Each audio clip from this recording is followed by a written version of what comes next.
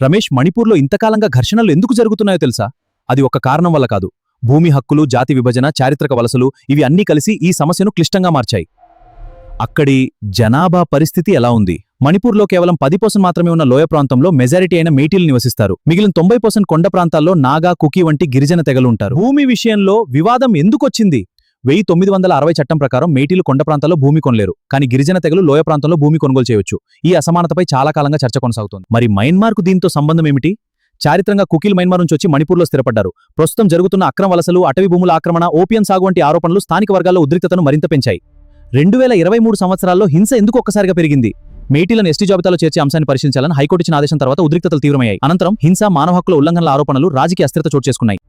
ఈ సమస్యకు పరిష్కారం ఏమిటి?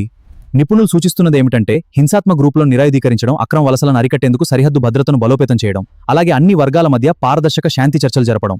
శాశ్వత శాంతికి పరస్పర విశ్వాసం, చట్టబద్ధ చర్యలు, న్యాయం చాలా అవసరం. ఇలాంటి క్లిష్టమైన అంశాలను సులభంగా తెలుసుకోవాలంటే మా ఛానల్ను ఫాలో అవ్వండి.